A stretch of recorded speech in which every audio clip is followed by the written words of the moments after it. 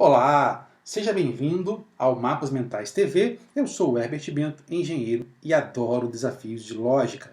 Aqui no Mapas Mentais TV, você pode assistir vídeos com mapas mentais para te ajudar a ser aprovado em qualquer tipo de prova, seja Enem, seja vestibular ou concursos públicos. Os mapas mentais são uma técnica que você pode usar nos seus estudos, seja para organizar o material de estudos, para se planejar e também para memorizar partes difíceis da matéria. Quando combinados com outros métodos, como resumos, resolução de questões de prova, os mapas mentais eles vão te ajudar a entender melhor conceitos difíceis, vão te ajudar a memorizar melhor, porque você terá uma ótima ferramenta de revisão. Muito bem, chega de blá blá blá e vamos começar logo a nossa aula de hoje. Hoje vamos falar sobre proposições e conectivos. Vamos começar entendendo que existem diversos tipos de frases. Frases declarativas. Por exemplo, Campinas é a capital do estado de São Paulo. Buenos Aires não é a capital do Paraguai. Note que uma frase declarativa ela pode ser uma afirmação ou uma negação. Frases interrogativas. Que horas são? O livro é novo? São perguntas e sempre temos o ponto de interrogação. Frases imperativas são frases que usamos para incentivar alguém a fazer alguma coisa. Transmitem um pedido ou uma ordem. Tem um verbo. Vá comprar carne no açougue. Se inscreva nesse concurso hoje. Frases exclamativas mostram emoção, surpresa, admiração. Elas sempre têm um ponto de exclamação no final. Por exemplo, estou com muita fome. Como fazer exercícios é difícil para mim. São exemplos de frases exclamativas. E por que eu estou mostrando isso para você? Para deixar claro, vou até reforçar, digitar aqui para você nesse mapa mental, porque eu sei que você vai querer baixar esse mapa mental, então eu vou digitar aqui para você, olha só. Somente frases declarativas podem ser proposições. Somente frases declarativas podem ser proposições, porque para ser proposição, obrigatoriamente é necessário saber se é verdadeiro ou falso. É necessário saber se é verdadeiro ou falso. Apenas as frases declarativas podem ser verdadeiro ou falso. Uma proposição ou é verdadeira ou é falsa. Ela não pode ser verdadeira e falsa ao mesmo tempo. Vejamos agora outros tipos de declarações que não podemos classificar como proposições. Paradoxos. Sentenças paradoxais é um tipo de frase declarativa que leva a uma situação onde a lógica se quebra, ou seja, há uma proposição ilógica, sem lógica. Por exemplo, tudo que sei é que nada sei. Se você nada sabe, como você pode saber que você nada sabe? Então isso é um paradoxo, um tipo de paradoxo. Sentenças paradoxais, elas não são proposições. Outro tipo de caso que pode acontecer são sentenças abertas. São aquelas que possuem algum grau de indeterminação.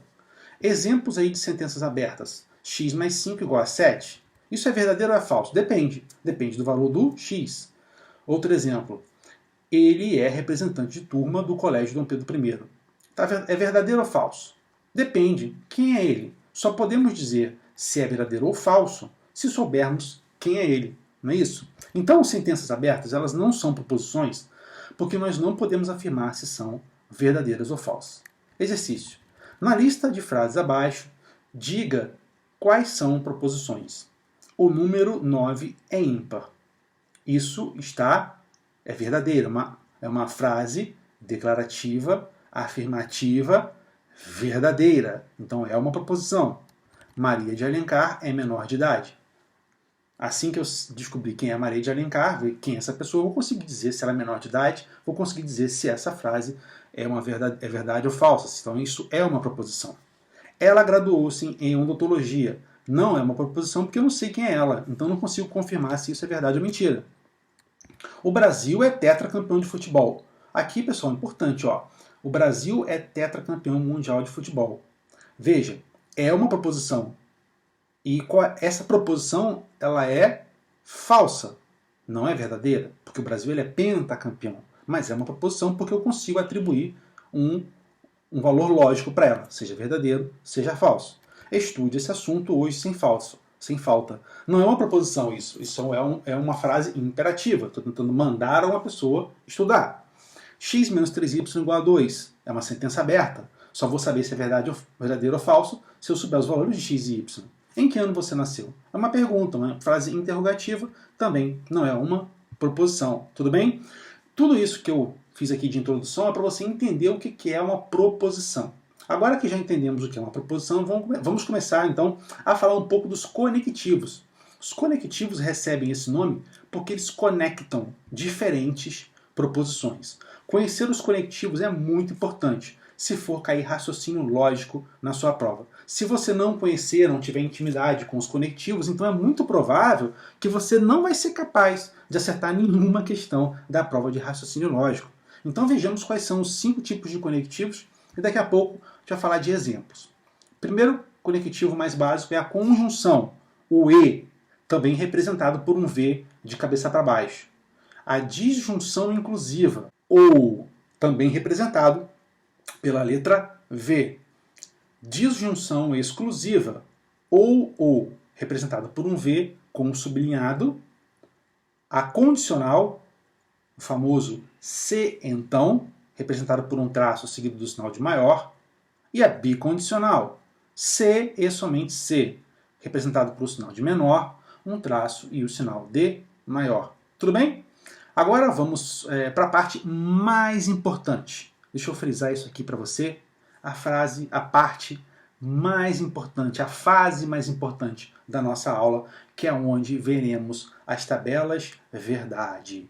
Vamos memorizar essas tabelas para quê? Para a gente ganhar tempo na hora de resolver as questões da prova, para a gente reduzir a zero o nosso risco de errar uma questão de lógica.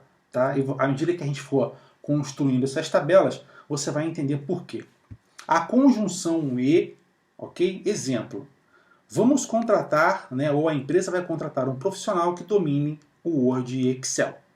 Então a primeira proposição, que nós vamos chamar de P, é contratar um profissional que domine o Word. E a segunda proposição, que nós vamos chamar de Q, é um profissional que domine Excel.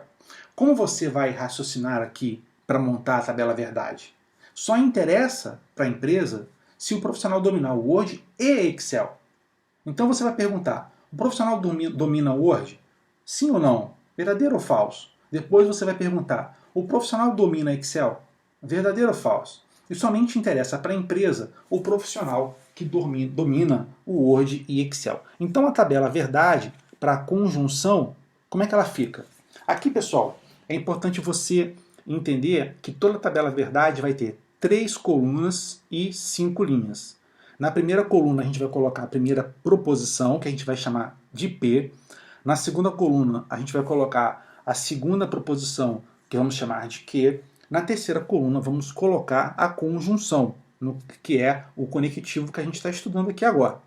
Então na primeira coluna a gente vai colocar verdadeiro, verdadeiro, falso, falso. Na segunda coluna a gente vai alternar verdadeiro, falso, verdadeiro, falso. Por que a gente vai fazer assim? Para a gente ter as 4 opções. Olha, ou a proposição P é verdadeira e a proposição Q é verdadeira, ou a proposição P é verdadeira e a proposição Q é falsa, ou a proposição P é falsa e a proposição Q é verdadeira, ou a proposição P é falsa e a proposição Q é falsa. Então aqui você tem as 4 opções possíveis: verdade, verdade, verdadeiro, falso, falso, verdadeiro, falso, falso. Tá legal? Então as 2 primeiras colunas das tabelas verdade nunca mudam.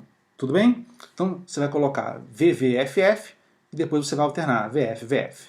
Muito bem, agora é a parte que a gente tem que prestar muito cuidado, que é o preenchimento dessa terceira coluna. Então vamos lá. O profissional domina Word? Verdade. Domina Excel? Verdade. Serve para a empresa? Serve, então é verdade. O profissional domina o Word? Verdadeiro.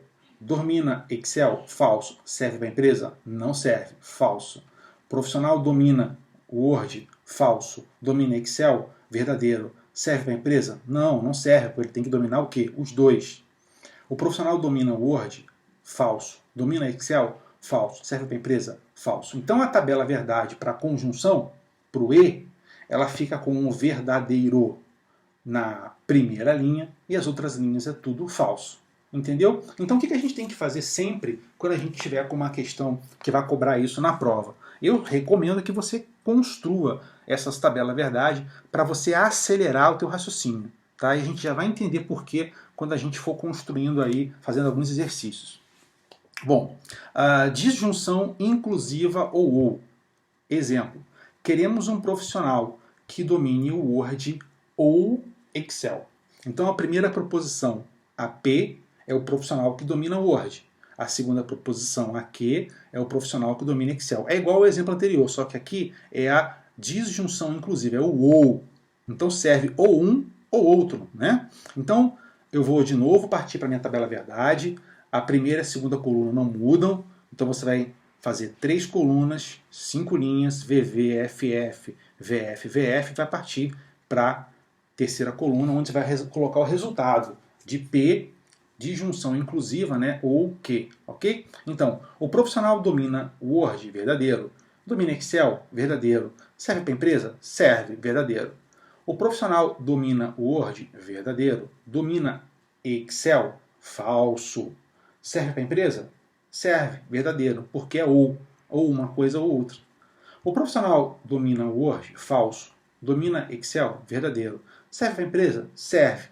O profissional domina Word, falso. Domina Excel, falso. Serve para a empresa? Falso.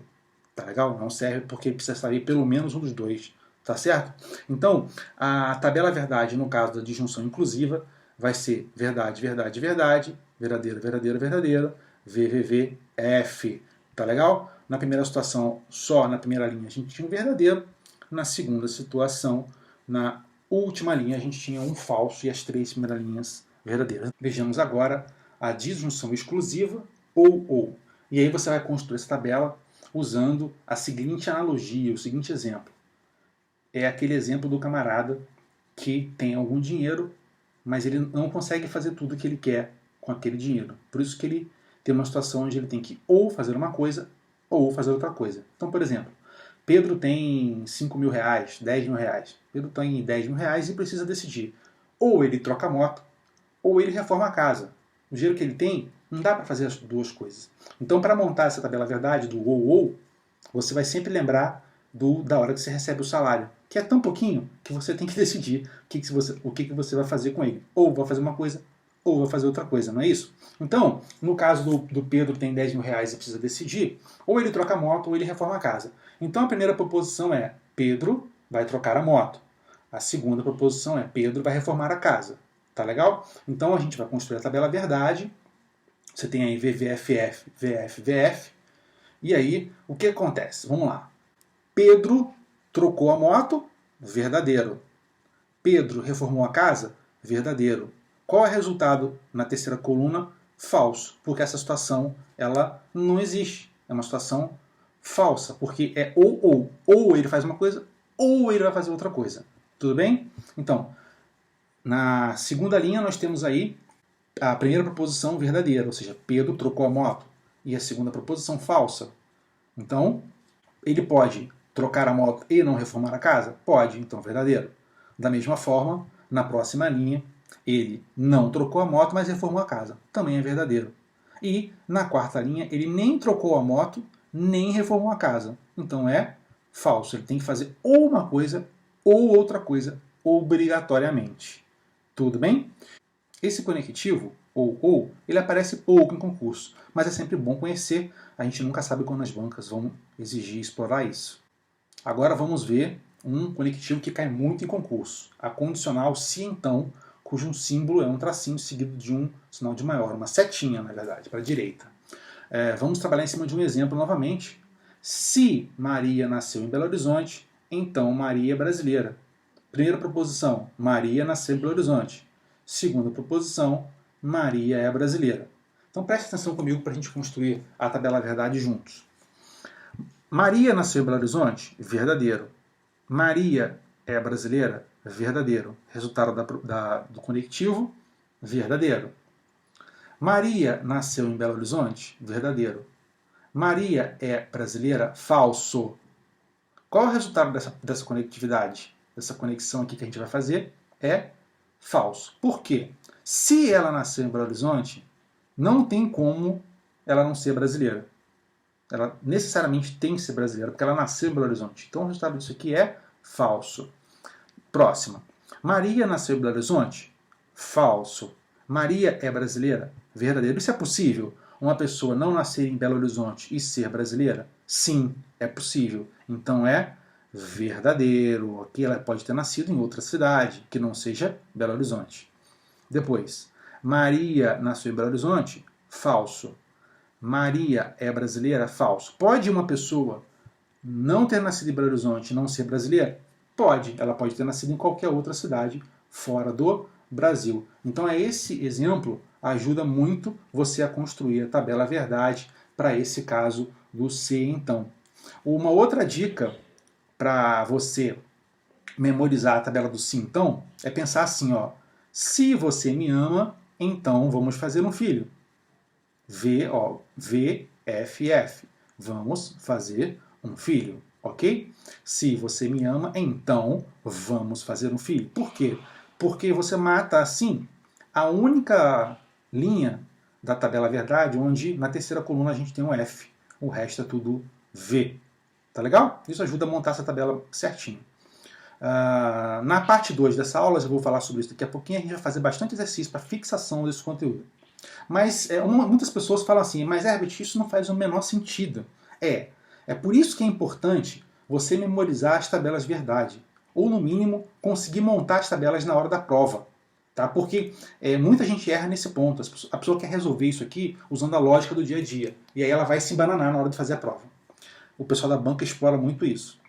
E é aí que as tabelas verdade vão ajudar a gente. Bicondicional, se e somente se. Exemplo: vou me casar se e somente se eu conseguir um emprego. Então uma coisa só acontece, né? Ele só vai se casar se ele conseguir um emprego. Então a primeira proposição é estar casado, a segunda proposição é conseguir um emprego. Então a gente monta a tabela verdade, sempre a primeira e a segunda coluna iguais, e a gente tem que preencher a terceira coluna. Então vamos lá. A primeira proposição, estar casado, verdadeiro. Segunda proposição, conseguir um emprego, verdadeiro. Então qual é o resultado da bicondicional? É verdadeiro. Primeira proposição, estar casado, verdadeiro. Conseguir um emprego? Falso. Então só pode ser falso, porque ele só vai estar casado se ele conseguir um emprego. Está casado? Falso. Conseguiu o emprego? Verdadeiro. Resultado, falso. Por quê? Se ele não está casado, é porque ele não conseguiu um emprego. Então esse resultado aqui também é falso. Está casado? Falso. Conseguiu um emprego? Falso. Resultado, verdadeiro. É exatamente aquela situação oposta. Se ele não conseguiu um emprego, então ele não vai se casar, então está verdadeiro. Ok? Observe que o bicondicional ele é verdadeiro quando os dois são iguais. Então você tem VV, você tem V, e FF, você tem V. Então a bicondicional só é verdadeira quando a primeira e a segunda proposição são iguais. Se elas forem diferentes, o resultado é falso. Tá? Então isso aqui são truques, macetes que você vai usar para na hora da prova montar a sua tabela verdade. Como eu já falei aqui, pessoal, o conteúdo, tá? O conteúdo das frases em si não tem muita lógica. E as bancas exploram isso. Por mais que a disciplina se chame raciocínio lógico, tá? Para resolver esse tipo de exercício, você tem que focar nas tabelas verdade e esquecer aí o que a gente poderia chamar de lógica convencional, lógica do dia a dia. Tá? Então a gente vai consolidar o conhecimento até aqui aprendido, resolvendo uma questão de concurso e alguns exercícios. Mas como esse vídeo já ficou muito longo e eu quero reforçar alguns pontos importantes com você, então eu vou pausar esse vídeo agora e na sequência eu vou liberar a parte 2, com a resolução de algumas questões, de alguns exercícios. Pessoal, o mais importante que eu quero que você entenda é que para conseguir seu objetivo, seja Enem, seja concurso, você precisa ter uma metodologia de estudos. Conquistar seu objetivo é mais fácil quando você tem um método e você segue esse método.